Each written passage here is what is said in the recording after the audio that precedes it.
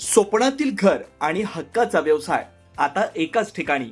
राहता साकूर येथील एअरपोर्ट रोडवर आम्ही घेऊन आलोय एक भव्य डेव्हलपमेंट प्रोजेक्ट इराज पार्क.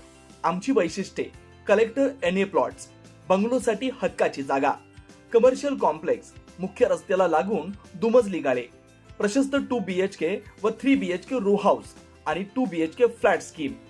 तयार दर्जेदार पायाभूत सुविधा, 9 व 12 मीटरचे सिमेंट कॉन्क्रीट रस्ते, अंडरग्राउंड ड्रेनेज आणि वॉटर सप्लाय व स्ट्रीट लाईटनी सुसज्ज. Ready club house, open gym, मुलांसाठी प्ले एरिया आणि सुंदर गार्डन. सुंदर असे प्रभू श्रीराम मंदिर प्रोजेक्ट मध्येच.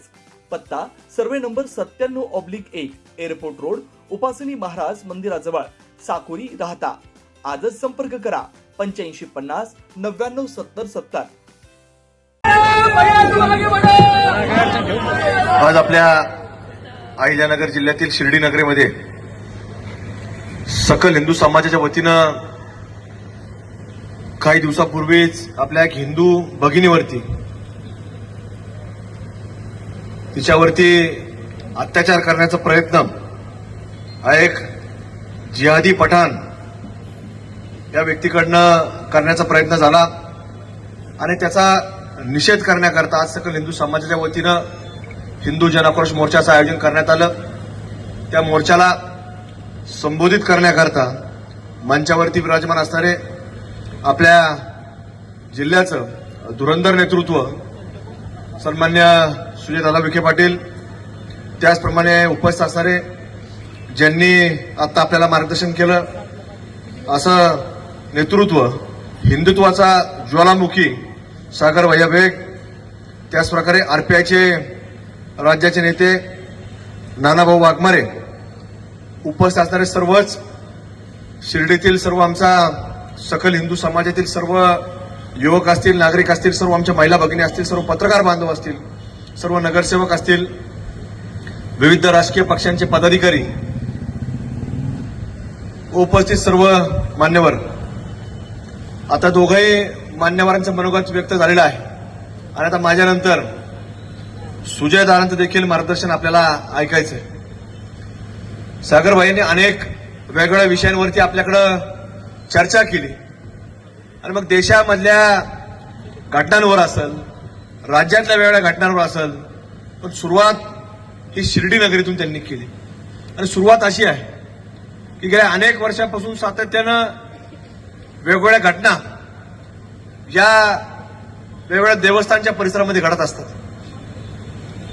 मग या देवस्थानच्या परिसरामध्ये आपण पाहतो की कुठलंही देवस्थान असलं की त्याच्या आजूबाजूला काही लोक, हे ठराविक मंडळी आपल्या लोकांची जवळीक साधतात आणि जवळीक साधून मग त्याला विनंती करायची. मग ते राजकीय लोक असतील, कुणी एखादा उद्योजक असेल, व्यापारी असेल, ज्याची जागा असेल त्याला भेटायचं, त्याला सारखं पुढं मागं करायचं आणि पुढं मागं केलं की आपल्या मनामध्ये त्याच्याकडे छोटंसं घर निर्माण झालं की ते लोक हळूच आपल्यापाशी येतात. इथं मी फ्रूटची गाडी लावू का? आणि त्यावेळेला तो मराठीत बोलत असतो, मी फ्रूटची गाडी लावू. आपल्याला वाटतं फार गरीब व्यक्ती, आपण त्याला जागा देतो आणि आपल्यापाशी कोणी विचारलं की कोण आहे ते, फार चांगला माणूस आहे, आपण वकील पत्र घेतल्यासारखंच तुम्हाला सांगून त्याची बाजू मांडत असतो आणि ती एकदा नाही अनेक वेळेला मांडत असतो. थोडा काळ गेला तो अजून एखाद्याला आणतो, मेरा कालू का छोकरा है, बहुत गरीब है, बहुत गरीब है, उसको एक बाजू में एक उधर से दुकान लगाएंगे, कुछ नहीं तुम बोलेंगे वैसे, तुम बोलेंगे तब निकाल डालेंगे. त्याची गाडी लागते. झाली सुरुवात. मग हळूहळू हे पाय तुम्हाला सांगतो आपल्या असणाऱ्या पावन हिंदू धर्माच्या मंदिरापर्यंत पोहोचतात आणि ते पाय नाही हात आज पोहोचायला आपण या शिर्डी नगरीमध्ये पाहायला मिळालं. हे इथंच नाही तर तुम्हाला सांगतो जिथं देवस्थान असेल त्या देवस्थानच्या परिसरामध्ये 100-500 मीटरवर तुम्ही जरी आज लक्षात नसून आलं तरी तुम्ही विचार करा, नजरेसमोर परिसर आणा, पण प्रत्येक ठिकाणी तुम्हाला थडगं पाहायला मिळणार म्हणजे मिळणारच. हे जाणीवपूर्वक असतं. हे आज नाही झालं, हे पूर्वीपासून आलेलं आहे. हे आम्हालाही लक्षात येत नव्हतं. सागर भैया, ज्यावेळेला आम्ही मागच्या 2025च्या जानेवारी आम्ही सिद्धटेकला गेलो. आम्ही त्या गणपती मंदिराच्या पायथ्याला पाहिलं आणि पायथ्याला पाहिल्यानंतर तिथं आम्ही जाणार सगळे म्हटल्यानंतर तिथं आम्ही जायच्या आदल्या दिवशी तिथं देवाचा फोटो ठेवून दिला, त्याला भगवी चादर टाकून दिली. आम्ही तिथं गेलो, आम्ही पाहिलं, अरे म्हणलं काय झालंय, म्हणलं आपलं म्हणलं आपण घेऊन जाऊ. आम्ही सगळं काढून घेऊन आलो, ते ठेवलंच नाही आम्ही. आणि काय होतं, आपण जाऊ तर ते भगवत आणि आपण एकदा आपली पाठ फिरली की तुम्हाला सांगतो ते पुरा त्याचं हिरवकरण झालं. पण त्याला नाही आपण घेऊन जाऊ, जागृत तर आपण आपल्या घरी घेऊन जाऊ. आणि आम्ही सगळे लोक घेऊन आलो. थोडं त्यांनी नेलं, थोडं मी नेलं, थोडं बाकीच्यांना आम्ही वाटून दिलं. हे आपण सांभाळा, सगळ्यांना दिलं. आणि मग जिथं जिथं असेल ते जागृत आहे, तुम्ही सुद्धा ते घरी घेऊन जा, आपापल्या घरी घेऊन जा, आपापल्या गावात घेऊन जा, आपापल्या घराच्या परिसरात घेऊन. अरे जागृत आहेत ते, तुम्ही सगळ्यांनी तेवढं काळजी घ्या. पण मात्र तिथं ते उघड्यावर ठेवू नका पुढं, कारण कुणी त्याची विटंबना करत, हे तुम्ही काळजी घ्या. हे झालं तडग्यांचं. पण अशा पद्धतीनं जर कुणी पठाण येत असेल आणि त्याचा पठाणी तगादा दाखवत असेल तर त्याला तुम्हाला सांगतो छत्रपती शिवाजी महाराजांचं रूप हे आपण त्याला दाखवून दिलं पाहिजे. एक तरी व्यक्तीने दाखवून दिलं पाहिजे. एक जरी असला ना, तुम्हाला सांगतो एका ठिकाणी एक जर असला, बात हे तुम्हाला सांगतो, हे आपल्याला ही सकल हिंदू समाजावर वेळ यायची नाही. आम्हाला वेळ कुठली येईल तर त्याला सोडा, त्याच्यावर कारवाई करायची नाही. समोरच्यानी ऍक्शन दिल्यानंतर आमची रिॲक्शन आहे हे सांगायला आम्हाला यावं लागलं पाहिजे. पण प्रत्येक ठिकाणी व्यक्ती तयार झाला पाहिजे. की जोपर्यंत आपण तयार होणार नाही तोपर्यंत अशीच परिस्थिती आपल्याला प्रत्येक ठिकाणी पाहायला मिळणार. असं जे एक जागृत तडगं दादा हे आमच्या तिकडे मी त्या गणपती मंदिरापाशी होतो, विशाल गणपती मंदिरापाशी. आम्ही सगळेजण तिथे दर्शनाला जात असतो सारखं सातत्याने. काही ना काही असलं, काही शुभ कार्य असलं, आम्ही सगळे लोक जात असतो. आमच्याकडे ती प्रथा आहे, कोणाचं असं तुम्ही तिकडे सुद्धा घरात काही लग्न कार्य असलं तुम्ही पहिली पत्रिका साईबाबांच्या मंदिरात, बरोबर आहे ना. तर आमच्याकडे सुद्धा तिथं ते गणपती मंदिरात पत्रिका टाकतो. तिथं असं एक फार मोठं थडगं होतं. पण ज्यावेळेला तिथं काही काम करायचं होतं, लोक म्हणले जागृत आहे, आम्ही सगळेजण घेऊन जातो. आणि ते सुद्धा मोठं तुम्हाला सांगतो थडगं लोक घेऊन गेले. त्यामुळं अशा सगळ्या परंपरा आपण सगळ्यांनी जोपासत चाला. पूर्वी असं एक फार मोठं थडगं अयोध्यामध्ये सुद्धा होतं. भारतभरातून लोक आले, ते घेऊन गेले. भारतभरातून आले, ते तर आपल्याला कळालंच नाही, सगळे घेऊन गेले. पण ह्या प्रवृत्ती या आता हळूहळू उदयास येत आहेत. या प्रवृत्ती ज्यावेळेला एखादी आज महिला, एक मुलगी बाहेर राज्यातून आली, पश्चिम बंगालसारख्या राज्यामधून आली, पण त्यांच्या नजरेसमोर महाराष्ट्र काय असतं, की महाराष्ट्र ते नजरेसमोर काय असेल, त्यांनी गुगलवर सर्च केलं तर सर्वात पहिली काय असेल तर हा महाराष्ट्र कोणाचा आहे तर तो छत्रपती शिवाजी महाराजांचा महाराष्ट्र हे तिच्या नजरेसमोर येतं. गुगलवर देखील ते दाखवलं जातं. ज्या वेळेला महाराष्ट्रामध्ये आल्यानंतर, रेल्वेने आल्यानंतर, विमानाने आल्यानंतर, गाडीने आल्यानंतर, इथं उतरल्यानंतर असा प्रकार जर कुठल्याही देवस्थानामध्ये असेल, मग तो अक्कलकोटमध्ये असेल, शिर्डीमध्ये असेल, शनी शिंगणापूरला असेल, किंवा कुठे तुळजापूरमध्ये असेल, नाशिकमध्ये आपल्या काळाराम मंदिरामध्ये असेल, कुठेही होत असेल, तर तुम्हाला सांगतो हे आपल्याकरता महाराष्ट्राच्या अजिबात हिताचं नाही. पण आपल्या अशा देवस्थानाच्या परिसरामध्ये आपल्या प्रत्येकाचं कर्तव्य, जबाबदारी आहे, आपण त्याच्यामध्ये लक्ष घातलं पाहिजे. आज आता बऱ्याच गोष्टी आपल्यापर्यंत येत नसतात. आता अहिल्यानगरमध्ये सुद्धा अनेक गोष्टी घडत असतात, त्या प्रत्येक गोष्ट आपल्याला कळतेच नाही.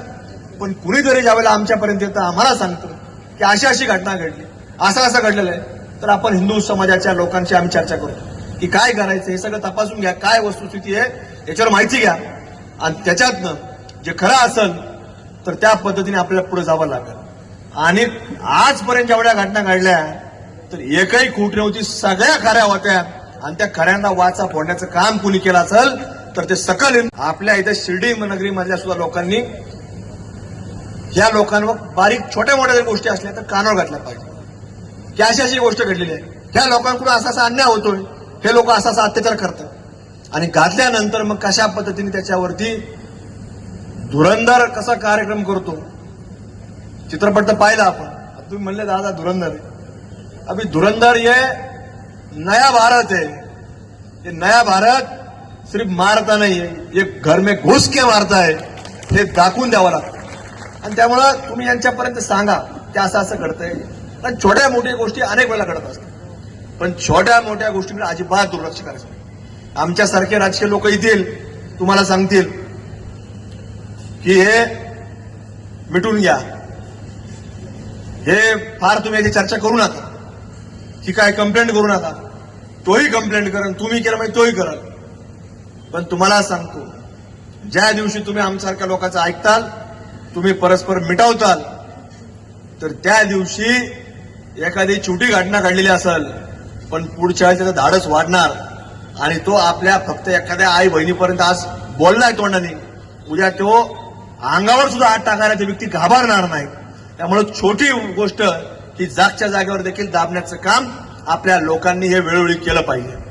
म्हणून आजचा हा सकल हिंदू समाज ज्या ज्या ठिकाणी जातो, आम्ही काल बीड जिल्ह्यामध्ये गेलो, तिथं म्हणजे अगदी एक पुरातन मोठं वडाचं झाड आहे, आणि त्या वडाच्या झाडाच्या मध्ये आज पुरातन म्हणजे 200-250 वर्षापूर्वीची एक हनुमानाची मोठी मूर्ती आहे. ती काय अशी छोटी नाही, मोठी मूर्ती आहे. आणि त्या मूर्तीवरती काय केलं तिथल्या लोकांनी, एका व्यक्तीने, त्या लोकांनी तिथाच्या एका व्यक्तीने तिथं गोमाता आणून तिची कत्तल केली, आणि कत्तल करून तिचा मांस आणि त्या गोमातेचं रक्त त्या मूर्तीवरती टाकलं, आणि ते गोमांस त्या मूर्तीवरती टाकून ठेवलं. आणि मग तिथं हिंदू समाज जमा झाला, कारण त्या गावामध्ये जवळपास 1,500 जिहादी आहेत, आणि आपले लोक फक्त ते सारखं सांगायचे 140. म्हणजे आम्ही काल गेल्यानंतर आम्हालाही सांगायचे 140. आणि मग त्या सगळ्या लोक जमा होऊन त्यांनी तिथं गावामध्ये प्रवेश केला. प्रभू रामचंद्राच्या नावाने घोषणा दिल्या, छत्रपती शिवाजी महाराजांच्या नावाने घोषणा दिल्या. आणि इथं जे आता आपले लोक घोषणा देत होते, कोणती घोषणा देत होते? आता गर्दी जमा झाल्यावर, आता गर्दीमध्ये अशा घोषणा तिला काही लोकांनी दिल्या असतील, पण त्या पोलिसांनी त्या, जसं तुम्ही सांगितलं सागर भैया, की आपल्याच लोकांना टार्गेट करायचं, तिथं तसाच प्रकार घडला काल बीड जिल्ह्यात. तिथं पोलिसांनी गोमांस टाकलं, रक्त टाकलं. त्यातला किती आरोपी अटक केले? एकच माणूस, आणि त्याचं वय माहिती किती होतं? 55 वर्षाचं वय. आणि इकडे आपले लोक 10-20 हात घालून टाकले. म्हणजे एक माणूस, 55 वर्षाचा माणूस, एक गोमातेची कत्तल कशी करू शकतो, आणि ते कृत्य कसं करू शकतो? पण याला प्लॅनिंग असतं, याला नियोजन असतं, हे सगळं मिळून ठरलेलं असतं. मग काही लोकांनी हे करायचं, आणि काही लोकांनी येऊन मिटा दो, वातावरण मत खराब करू. अरे वातावरण मत खराब करू म्हणजे काय वादळ येणार आहे का? आम्ही काय वादळ आणलं का? तिथं काय उधळून लावलं का? पण ज्या वेळेला तुम्ही धर्मावरती आघात करत असताल, ज्या वेळेला तुम्ही शिर्डीसारख्या संस्थांच्या परिसरामध्ये एखाद्या आमच्या मायमाऊलीच्या वरतीला अर्वच्य भाषा वापरत असताल, तर वातावरण खराब होतं. आता तुम्ही केल्यानंतर, ऍक्शन दिल्यानंतर रिॲक्शन तुम्हाला सांगतो ही झालीच पाहिजे. जर रिॲक्शन नाही तर आपल्याला, तुम्हाला सांगतो, त्या छत्रपती शिवाजी महाराजांचे मावळे म्हणून घेण्यामध्ये सुद्धा तुम्हाला सांगतो, उद्याची पिढी तयार होणार नाही. त्यामुळे आपल्या सर्वांना विचार करावा लागणार आहे. ज्या ज्या वेळेला असा कुठला हात हा उठल आपल्या धर्माच्या विरोधामध्ये, एखादा जवळ याचा प्रयत्न करत असाल, तर लक्षात ठेवा की तो हात परत गेला नाही पाहिजे, त्याचा शाहिस्तखानाच झाला पाहिजे. हे आपल्या प्रत्येक व्यक्तीला लक्षात ठेवलं पाहिजे. मग जसं तुम्ही आता मगाशी म्हटले की कोपरगाव मध्ये आपल्या लोकांनी दिंड काढली, इथं काढली, हरकत नाही. आता MCR झालाय, ते आल्यावर तुम्ही करा, 4-2 जण करा. प्रशासन नाही केलं, आपल्या भगव्याधारी लोकांनी करा, पण करा, हे तुम्हाला विनंती करतो मी. काय होत नाही. आता यांच्याकडे मागं झालं, तुमच्याकडं काय झालं? परत पुढं यांच्याकडे तर गोळी आली. काय झालं का? झालं काही? तुम्ही एक 4-2 लोकांनी तरी केलं पाहिजे. त्याच वेळेला तुम्हाला सांगतो, या लोकांवरती जरब बसल. ते लोक सातत्यानं हे आमच्यासारख्या लोकांपाशी येणार, काहीतरी वेगळं सांगणार, तुमच्याकडे येणार वेगळं सांगणार, हे असं सारखं चालू असतं. त्यामुळं तुम्ही या सगळ्या विषयांवरती आज बारकाईने लक्ष देणं गरजेचं आहे. कालच एक व्हिडिओ आम्ही पाहिला आणि तो व्हिडिओ एका मोठ्या शैक्षणिक संस्थेमधला आहे आणि त्या व्हिडिओमध्ये शाळेची गॅदरिंग चालू आहे. आता तिथं आता लवकरच एक आंदोलन त्या जिल्ह्यामध्ये सुद्धा होणार आहे. त्या गॅदरिंगमध्ये त्या मुलांनी सादरीकरण जे आपल्याकडं भारत देशावरती ज्या ज्या लोकांनी हल्ले केलेत त्या लोकांच्या बद्दलचं न कळत एक वेगळं सादरीकरण केलं आणि त्या सादरीकरणामध्ये समारोपामध्ये त्या मागच्या एलईडी स्क्रीनवरती काही आतंकवादी सुद्धा असे ब्लर केलेले फोटो दाखवत होते आणि ती मॅडम जी होती त्यांना शिकवणारी ती हिजाबमध्ये होती, पूर्ण बुरख्यामध्ये.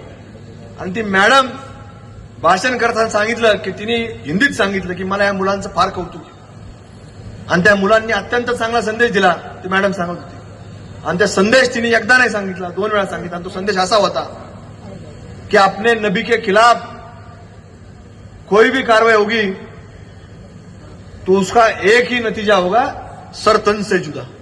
ही कोण सांगती? एक शिक्षिका सांगते. आणि मग जर असं शिक्षण जर शालेय जीवनापासून जर सांगितलं जात असेल की नबी के खिलाफ कोई गुस्ताखी होगी तो क्या होगा, सर तन से जुदा. अरे हा भारत देश आहे, हा डॉक्टर बाबासाहेब आंबेडकरांच्या संविधानाप्रमाणे चालतो. याला कायदा FIR झाल्यानंतर कोण काय बोललंय, कोणी काय केलं, त्याचे पुरावे, त्याचे साक्षीदार, त्याचं न्यायालय ठरवून काय करायचं. खालचं न्यायालय, मग वरचं जिल्हा न्यायालयानंतर हायकोर्ट, सुप्रीम कोर्ट आणि सुप्रीम कोर्टानंतर कोण असेल तर राष्ट्रपती महामहिम असतात, ते निर्णय घेतात. आणि जर तुम्हाला सर तनसे जुदा पाहिजे असेल तर ज्या पठांनी आमच्या मायमाऊलीपर्यंत घाण बोललाय, मग करायचं त्याचं सर तनसे जुदा करायचं. मग जर तुम्हाला सर तनसे जुदा करायचं असेल तर आपले लोक त्या बीड सारख्या गावामध्ये सांगत होते 140 आहे. मी त्यांना सांगितलं तुम्ही सारखे बोलू नका आणि ज्या लोकांचे तुम्ही सांगताय तिथे लोक जास्त आपले 140 आहे तर त्यांना सांगा या भारत भूमीत आम्ही भगवेदारी 140 कोटी आहे हे त्यांना सांगा म्हणलं. मग तसं तुम्ही सुद्धा लक्षात घेतलं पाहिजे की जर आपण ठरवलं की तुम्हाला जर तोच कायदा पाहिजे सर तनसे जुदा, मग आता कोण राहणार इथं. पण आपण सगळे लोक हे संविधान मानतो, संविधान पाळतो.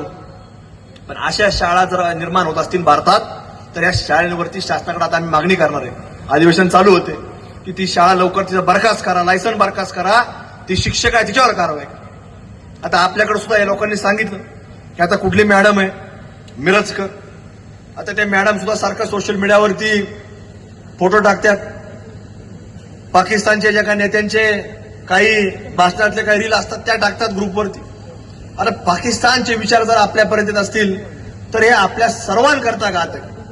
आणि ते रील टाकून आपले शिक्षक आपल्या इथलचे वातावरण खराब करण्याचा प्रयत्न हे लोक जर आपल्याकडे करत असतील तर अशा लोकांचं यांची खरं तर तपासणी केली पाहिजे. यांच्या डिग्र्या कुठून आल्या, यांना इथं शिक्षण कसं देता येतं.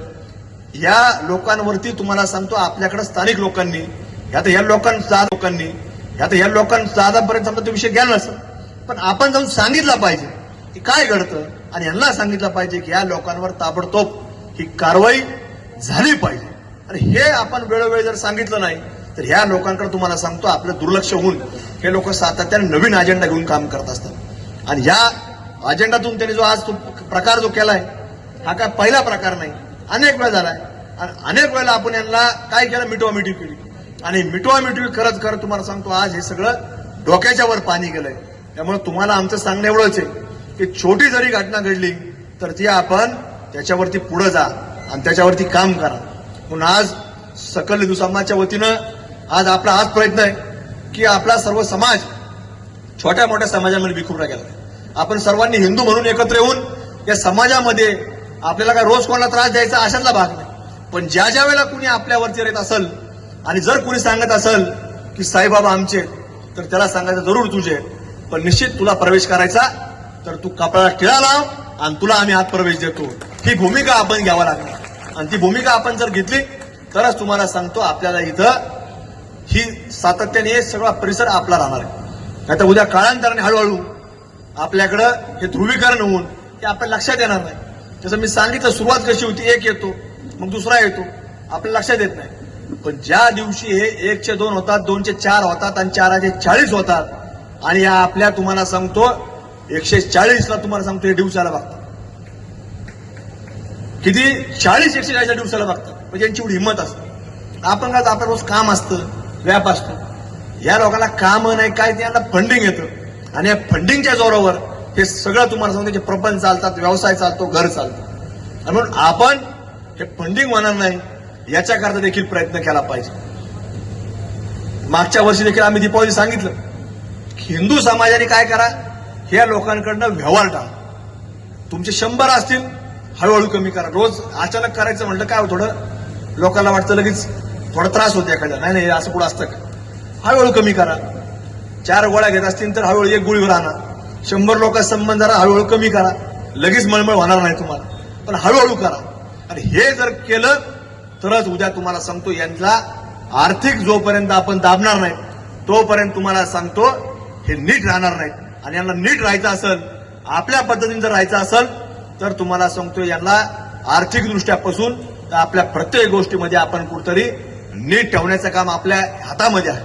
मग सकल समाजच्या वतीने आज हाच प्रयत्न आहे की आपल्या या प्रत्येक छोट्या मोठ्या गोष्टींकडे आपण लक्ष द्या, बारकाने द्या आणि आपल्या नेतृत्वाला हे आपण वेळोवेळी सांगण्याचं काम करा. आणि आपण ज्यावेळेस सांगणार नाही तर ती चूक आपली असेल. त्यामुळे आज सकल समाजच्या वतीने आम्ही एवढंच बोलण्यासारखं भरपूर आहे, पण फार वेळ आम्ही घेत नाही. आता बरेच हे लोक बोललेले आहेत, आता माझ्यानंतर दादाही बोलणार.